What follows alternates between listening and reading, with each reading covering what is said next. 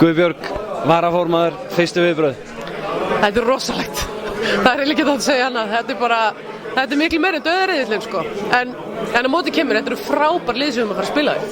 Þetta verða einhverjir af stærstu landsleikjum Íslands í sögunni og fyrirfram, ef ekki að segja að veðbankarnir gefa okkur það að við náum ekki að vinna leikinn. Heldur við getum ekki stríkt þessum köllum allavega? Jafnvel stólið einu tveimur?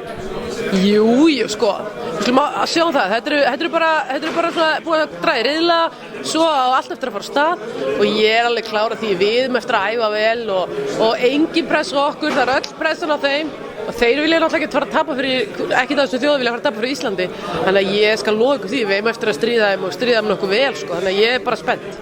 Borgin, Berlín, eitthvað sem þér hugnaðist betur en annað? Nei, raunin ekki. Ég vil bara fara að sjá góða körfuboltaþjóðir og ég meina að fara að sjá Spán spila og Þjóðverjana spila á móti okkur. Ítalíu, ég er bara ógeðslega spennt. Og já, þeir eru heldur betur að varða leiðina því fyrir dráttina voru þið að semja við nýja aðila og þeir eru búið að koma nýju búningar. Það er brjálað að gera eftir að tryggja ykkur þetta sæti, ekki bara í A-landslið karla, kvennalandslið og yngri landslið líka.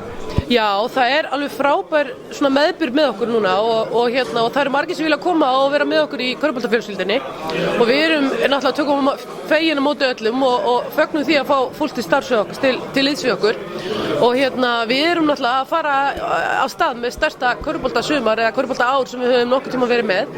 Við erum með í rauninni U20 karlakvenna, U18 karlakvenna, U16 karlakvenna, U14 karlakvenna. Öll þessi lið eru að fara að taka þátt í Norðurlandamóti og Evrópukeppni flest öll og svo erum við alltaf að taka búin til er koma nýtt keppnisfyrirkomulag hjá A-landsliði kvenna þar sem við spilum í gluggum þannig að við tökum þátt í því næsta haust líka þannig að þetta á eftir að vera risastórt körfuboltaár hjá okkur og mikið að gera og bara hamingja og skemmtilegheit. Guðbjörg, til hamingju með þetta.